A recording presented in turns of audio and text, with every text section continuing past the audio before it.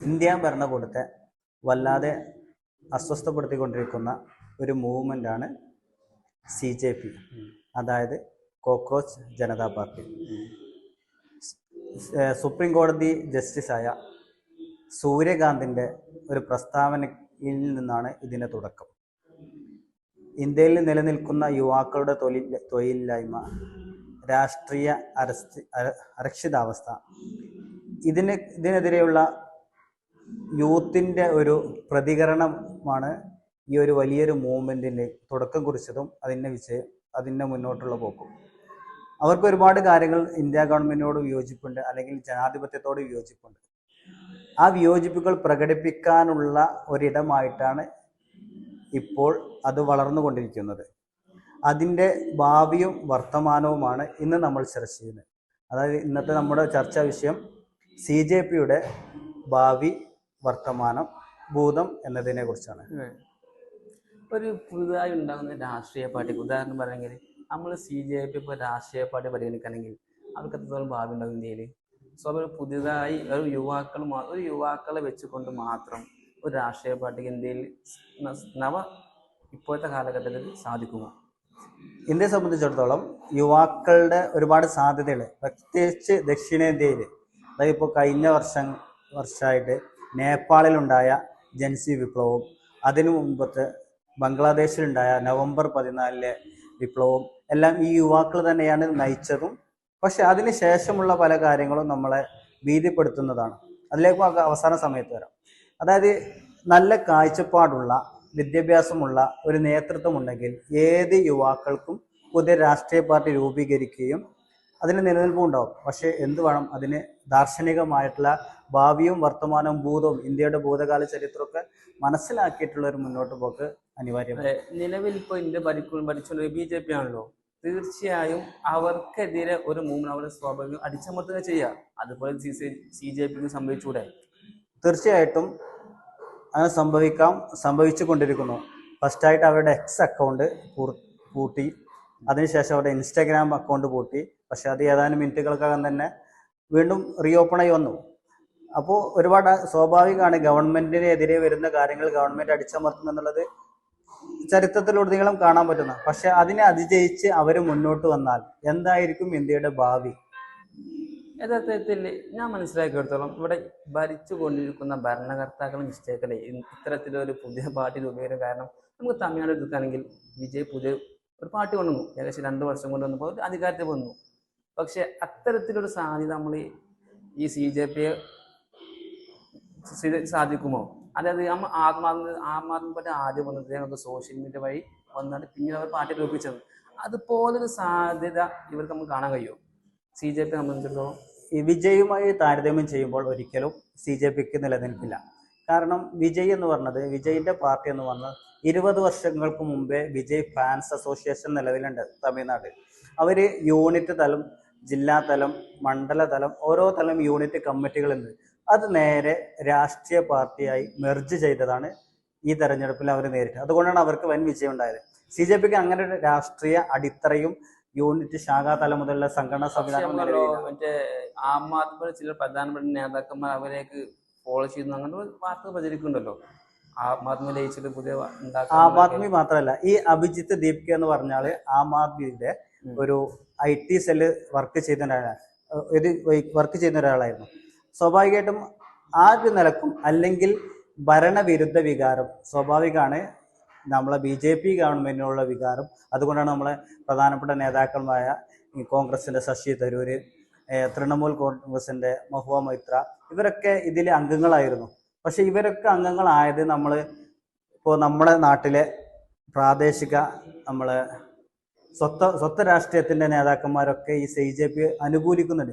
കാരണം അവരൊക്കെ അനുകൂലിക്കാൻ കാരണം ഭരണവിരുദ്ധ വികാരം എന്ന്, ഭരണകൂടത്തിന്റെ ജനകീയമല്ലായ്മയും ഭരണവിരുദ്ധ വികാരം എന്ന് പറയുമ്പോഴേ ഇവർക്ക് എന്തുകൊണ്ട് യുവത്വത്തിന് വേണ്ട കാഴ്ചകൾ അനുവദിച്ചു കൊടുക്കുന്നുണ്ട് ഗവൺമെന്റ്? യുവാക്കൾക്ക് കിട്ടേണ്ട സംഗതി കിട്ടാത്തത് കൊണ്ടാണ് പ്രശ്നം വരുന്നത്. തീർച്ചയായിട്ടും ഗവൺമെന്റ് തീർച്ചയായും കൊടുത്താൽ പോരാ, പ്രശ്നം തീരൂലേ ഒരു ആശയത്തിൽ. പക്ഷേ ഇന്ത്യയെ സംബന്ധിച്ചിടത്തോളം ഒരു വിശാലമായ രാജ്യമാണ്. അതിൻ്റെ ഈ ഗവൺമെന്റ് ഒരാളെ അക്കോമഡേറ്റ് ചെയ്യാന്ന് പറഞ്ഞാൽ അവരുടെ വിദ്യാഭ്യാസ യോഗ്യത, നമ്മൾ പലപ്പോഴും ഇപ്പോൾ പല അനുഭവങ്ങളിലും ഈ ഈ ഇന്ത്യയിലെ ഗ്രാമങ്ങളിലാണ് ഗാന്ധിജി പറഞ്ഞ ഈ ഗ്രാമങ്ങളിലാണ് ഇന്ത്യ വസിക്കുന്നത്. ആ ഇന്ത്യയിൽ ഈ ഗ്രാമീണര് അവർക്ക് പലപ്പോഴും അവരുടെ വംശത്തിൽ നിന്ന് വംശപരമായിട്ടുള്ള ജോലികൾ ഉണ്ടാവും, അല്ലെങ്കിൽ അവരെ കുല കുലത്തൊഴിലുകൾ ഉണ്ടാവും. അതിൽ നിന്ന് വിട്ടുപോകാനുള്ള ഒരു മടി വല്ലാതെ നമ്മുടെ ഗ്രാമീണരിൽ കാണുന്നുണ്ട്.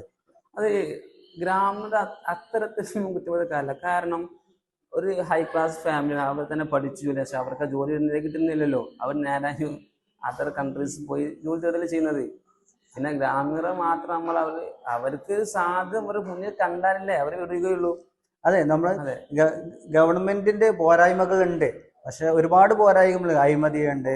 പിന്നെ ഏറ്റവും അവസാനം ഇപ്പൊ ഈ നീറ്റ്, ഓരോരുത്തരും അതിൻ്റെയൊക്കെ ഫിനാൻഷ്യൽ ചെലവ് പരിശോധിക്കുകയാണെങ്കിൽ നമുക്ക് ഊഹിക്കാവുന്നതിലപ്പുറം ഇന്ത്യയിൽ ഏറ്റവും കൂടുതൽ ആളുകൾ എഴുതുന്ന ഒരു എക്സാമാണ്. അതിന് വർഷങ്ങളോളം പ്രിപ്പറേഷൻ ഉണ്ട്, അതിന് നല്ല ഫീസുകൾ കൊടുക്കുന്നുണ്ട്. ഒരു വർഷം പഠിക്കാൻ തന്നെ 1-2 ലക്ഷം ഫീസ് ഉണ്ട്. 3 വർഷം അങ്ങനെ ആയിരക്കണക്കിന് ആളുകൾ ഇത്രയും ഇത്. പിന്നെ ഗവൺമെന്റിന്റെ ചെലവ്, ഇതൊക്കെ കൂടെ ഒരു വലിയ നഷ്ടമുണ്ട്. ഇത് വളരെ നിസ്സാരമായിട്ട് ഗവൺമെന്റ് അതിനെ ഒരു ഒരു ലാഘവത്തോടെ ഇതാണ് ഈ കഴിഞ്ഞ നീറ്റ് എക്സാം. ഇതൊക്കെ ഇവരെ ഈ യൂത്തിന്റെ ക്ഷോഭത്തിന് കാരണമായിട്ടുണ്ട് എന്നുള്ളത്. അതോടൊപ്പം തന്നെ ജനങ്ങളുടെ പോപ്പുലേഷൻ അനുസരിച്ചിട്ടുള്ള തൊഴിലവസരങ്ങൾ ഗവൺമെന്റ് സൃഷ്ടിക്കുന്നില്ല എന്നുള്ളതും. ഗവൺമെന്റ് സൃഷ്ടിക്കുന്നില്ല എന്ന് പറയാൻ കഴിയില്ല, പക്ഷെ അതിലേക്ക് കാപ്പബിൾ ആയ ആളുകൾ ഇന്ത്യയിൽ ഉണ്ടായിരിക്കെ. പക്ഷെ ഇന്ത്യൻ ജനങ്ങൾ അധികം പ്രിഫർ ചെയ്യുന്ന എവിടെയാണ്? വിദേശ രാജ്യങ്ങളിലാണ്. സ്വാഭാവിക ഇന്ത്യയിലെ ജാന്യ പോലെ ഇൻസ്റ്റിറ്റ്യൂഷനിൽ പഠിച്ചെടുക്കുന്ന നല്ല വിദ്യാഭ്യാസ വിദ്യാർത്ഥികളെ വിദേശ രാജ്യങ്ങളാണ് നമ്മൾ അക്കോമഡേറ്റ് ചെയ്യുന്നത്. പക്ഷെ ആ അക്കോമഡേഷൻ എന്തുകൊണ്ട് ഇന്ത്യ രാജ്യത്ത് തന്നെ നമുക്ക് ഇന്ത്യയില് അത് ബേസിക് നമുക്ക് പണമാണല്ലോ എല്ലാത്തിനും ഒരു അടിസ്ഥാനം.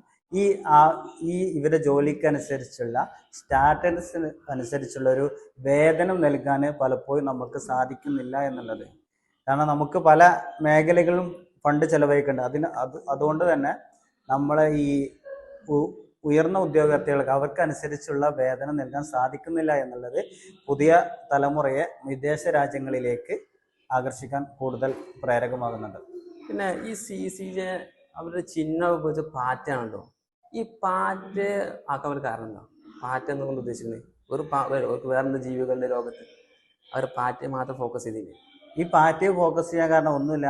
ഈ സൂര്യകാന്തി എന്ന സുപ്രീം കോടതി ജഡ്ജിയുടെ ഒരു കമന്റാണ്.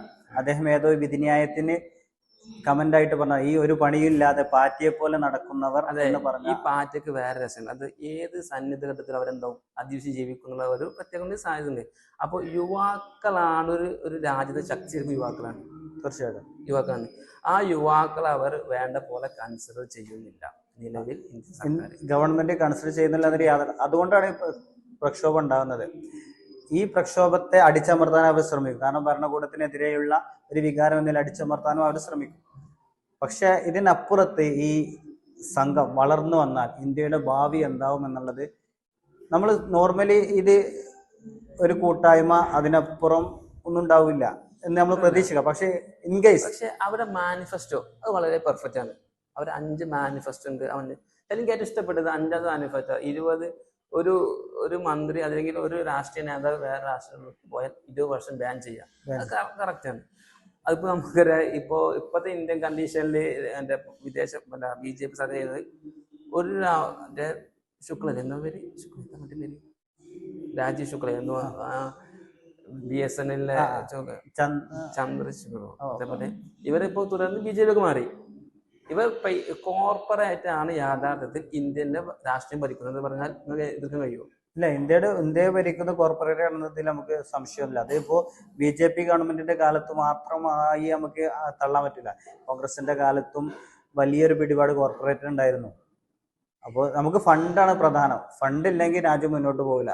അപ്പോൾ ഈ നികുതിയിൽ നിന്ന് ഇന്ത്യക്ക് ആവശ്യമായ വരുമാനമുണ്ട്. നമുക്ക് സ്വാഭാവിക കോർപ്പറേറ്റ് എന്ന് പറഞ്ഞാൽ നമ്മൾ കോർപ്പറേറ്റ് എന്ന് അടച്ച് ആക്ഷേപിക്കുന്ന ഉണ്ട്. ഇന്ത്യയുടെ സമ്പദ് വ്യവസ്ഥ എന്ന് പറഞ്ഞാൽ മിക്സഡ് എക്കോണമിയാണ്. അതായത് പ്രൈവറ്റ് സെക്ടറും ഗവൺമെന്റ് സെക്ടറും ഒരുമിച്ച് കൂടെ. അപ്പൊ സ്വാഭാവികമായിട്ടും എല്ലാവരുടെയും സഹായത്തോടു കൂടി ഇന്ത്യക്ക് മുന്നോട്ട് പോകാൻ കഴിയുള്ളൂ. അവർ കോർപ്പറേറ്റ് എന്ന് പറഞ്ഞാൽ അടിച്ച വിഷയത്തിൽ കോർപ്പറേറ്റ് വരുമ്പോൾ അവിടെ ജനങ്ങൾക്ക് ജോലി സാധ്യത കുറയല്ലേ ചെയ്യുന്നത്.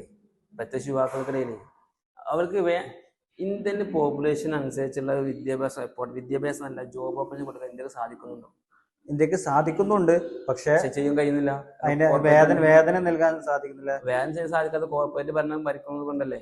അല്ലല്ല, കോർപ്പറേറ്റ് ആണെന്നല്ല. കോർപ്പറേറ്റ് പറഞ്ഞാൽ അവര് വിദ്യാഭ്യാസ ഹൈ ക്വാളിറ്റി വിദ്യാഭ്യാസം ഉള്ള ആളുകൾ മാത്രമേ തെരഞ്ഞെടുക്കുള്ളൂ. നോർമലി ആളുകളെ തെരഞ്ഞെടുക്കില്ലല്ലോ, സ്വാഭാവികമാണ്. നമ്മളാണെങ്കിലും അങ്ങനെ തന്നെ അല്ലേ. അപ്പോൾ നമ്മൾ വിദ്യാഭ്യാസം, അടിസ്ഥാനപരമായിട്ടുള്ള വിദ്യാഭ്യാസം എല്ലാവർക്കും നൽകുക, അതിനുള്ള ക്വാളിറ്റി വിദ്യാഭ്യാസം നൽകുക എന്നുള്ളതാണ്. അങ്ങനെയാണെങ്കിൽ ഈ ഇന്ത്യയിൽ വസിക്കുന്ന എല്ലാവർക്കും ഒരുപോലെ എന്താ വിദ്യാഭ്യാസം ലഭിക്കാൻ കിട്ടാത്ത കാര്യം? കാരണം റൂറൽ ഗ്രാമീണർക്ക് ഒരിക്കലും വിദ്യാഭ്യാസം കഴിയുന്നില്ലല്ലോ, കിട്ടുന്നില്ലല്ലോ. നമുക്ക് ആസാം എടുത്ത് നോക്കിയാൽ കാണാം, ബംഗാൾ എടുത്ത് നോക്കിയാൽ കാണാം. അവിടെ സ്വാഭാവിക അവിടെ എപ്പോഴും താഴ്ന്ന രീതിയിൽ ജനങ്ങൾ ജീവിക്കുന്നത്. അവർക്കൊരു സമൂഹത്തിൽ കാഴ്ചപ്പാടോ ഇനി എന്താണെന്ന് ചിന്തയില്ല. അത്തരത്തിലൊരു സമൂഹത്തെ ഇന്ത്യക്ക് എങ്ങനെ വാർത്തെടുക്കാൻ കഴിയാം? അവര് പ്രധാനമായിട്ട് നമ്മൾ മനസ്സിലാക്കുന്ന കാരണം അവരുടെ ഹിസ്റ്ററിയും അവരുടെ സാമൂഹിക അന്തരീക്ഷം നമ്മൾ പഠിക്കുകയാണെങ്കിൽ നമുക്ക് സാധിക്കുന്നത് അവർക്ക് നല്ലൊരു ലീഡർഷിപ്പ് ഇല്ല എന്നുള്ളതാണ്.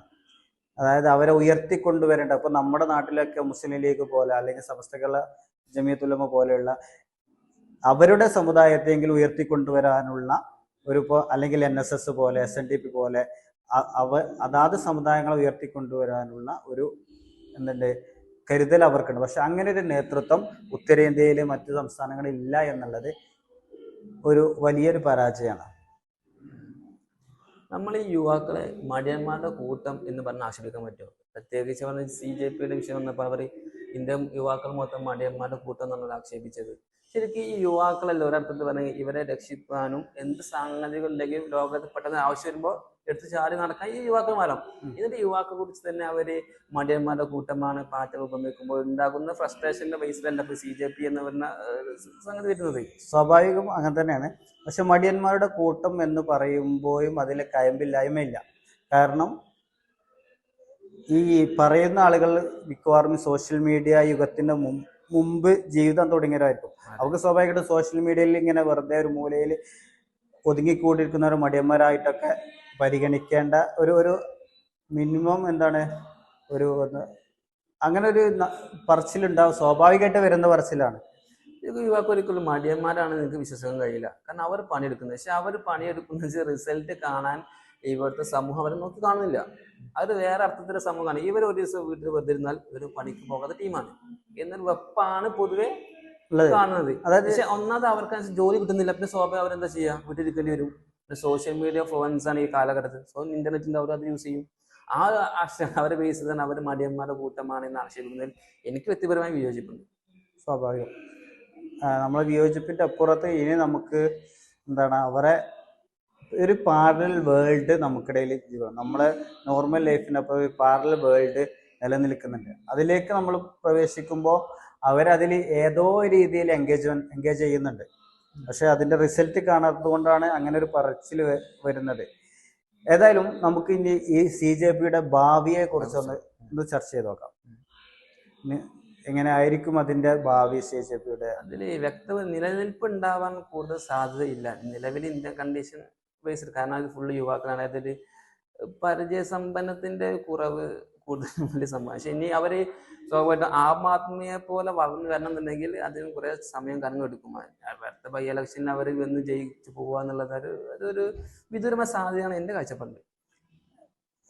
ഇനി നമ്മള് നോർമലി കാണുന്നത് അവർ വളർന്നു വരില്ല എന്നാണ്. ഇൻ കേസ് അവൾ വളർന്നു വന്നാൽ ഇന്ത്യ ഒരു ജനാധിപത്യ രാജ്യം, ജനാധിപത്യ വലിയൊരു ഭീഷണിയാണ്.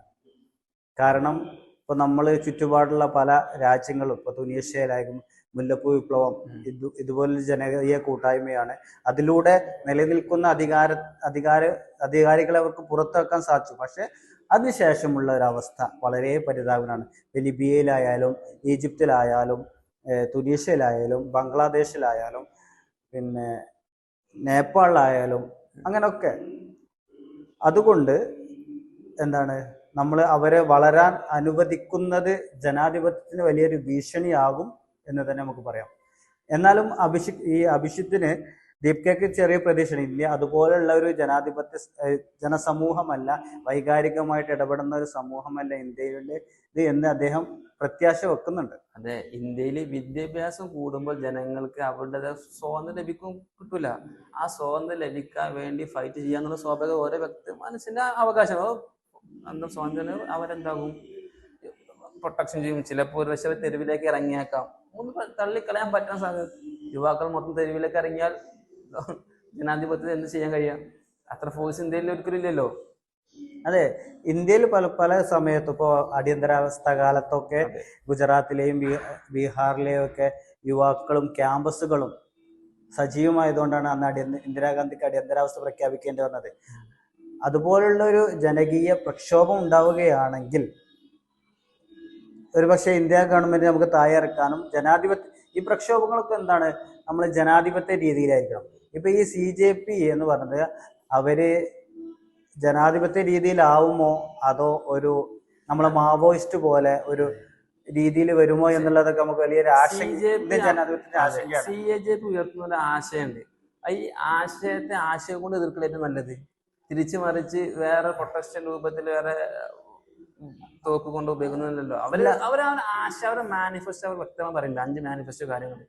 ആ മാനിഫെസ്റ്റോ കൊണ്ട് എതിർക്കൽ ശരിക്കും ഗവൺമെന്റ് ചെയ്യേണ്ടത്. പക്ഷെ ഈ മാനിഫെസ്റ്റോനെ എതിർക്കുക എന്ന് പറയുമ്പോഴും ഈ മാനിഫെസ്റ്റോ എന്നുള്ളത് ഇന്ത്യക്ക് ഒരു മാനിഫെസ്റ്റോ ഉണ്ട്.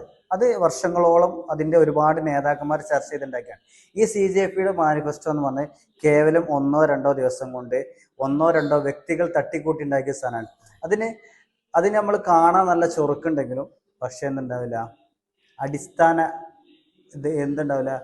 അടിത്തറ ഉണ്ടാവില്ല. ഒരു വൈകാരിക തള്ളിച്ചയിൽ പുറത്തു വരുന്ന മാനിഫെസ്റ്റോ ആണത്. കാരണം ഒരാഴ്ച കൊണ്ട് ഒരാൾക്ക് ഇത്രയും വിശാലമായ ഒരു രാജ്യത്ത് നടപ്പിലാക്കേണ്ട മാനിഫെസ്റ്റോ ഉണ്ടാക്കാൻ കഴിയില്ല. ആ ഒരു മാനിഫെസ്റ്റോ എന്ന് പറയുന്നത് അവരുടെ ഒരു ആഗ്രഹമാണ്. ആഗ്രഹത്തെ നമ്മൾ മാനിഫെസ്റ്റോ എന്ന് വിളിക്കുന്നതിൽ വലിയ അർത്ഥമുണ്ട് തോന്നുന്നില്ല. അപ്പോൾ ഏകദേശം അവർക്ക് 2 വർഷത്തിനപ്പുറം അവർക്ക് ആയുസ് ഉണ്ടാവില്ല ഏകദേശം പറയുകയാണെങ്കിൽ CJP. അതെ, ഇന്ത്യയിൽ നമ്മളിപ്പോ ഈ അടിയന്തരാവസ്ഥക്ക് ശേഷം ഒരുപാട് ജനകീയ കൂട്ടായ്മകൾ ഉണ്ടായിട്ടുണ്ട്. ഇതുപോലെ അവർക്കൊക്കെ ഇപ്പോൾ ഏറ്റവും കഴിഞ്ഞ 2 വർഷങ്ങളിൽ ആസിഫ കേസ് ഉണ്ടായല്ലോ, കാശ്മീരിലെ കത്തുവ കേസ്. ആ സമയത്ത് നമ്മുടെ കൊച്ചിയിൽ വരെ അതിന് പ്രതിഷേധങ്ങൾ കൂട്ടായ്മകൾ ഉണ്ടായിട്ടുണ്ട്. പിന്നെ അതിന്റെ തുടർച്ച ഉണ്ടായില്ല. അത് 1-2 പ്രാവശ്യം അവർ കൂടി, പിന്നെ തുടർച്ച ഉണ്ടായിട്ടില്ല. അതുപോലത്തെ ഇപ്പോൾ കർഷക സമരമാണെങ്കിലും അത് കഴിഞ്ഞു. ആ കൊറോണ കാലത്ത് അത് പിരിച്ചുവിട്ടു. പിന്നെ അതിന്റെ ഒരു തുടർച്ച ഉണ്ടായില്ല. ഇന്ത്യയിലെ ആളുകൾക്ക് ഈ ഒരു കൺസിസ്റ്റൻസി എന്ന സാധനം ഇല്ല എന്നുള്ളതാണ്. അത് ഒരു ജനാധിപത്യ പാർട്ടികൾക്കേ ഉണ്ടാവുള്ളൂ. ഒരു വ്യക്തി ഉണ്ടാക്കിയാൽ അയാൾക്കൊന്ന് അത് കൺസിസ്റ്റൻസി കൊണ്ടുപോകാൻ കഴിയും. അതൊരു പാർട്ടിയെ രൂപീകരിച്ച് അത് ഒരു ലീഡർഷിപ്പെ കൊണ്ടുപോയാൽ മുന്നോട്ട് പോകാൻ കഴിയുമോ?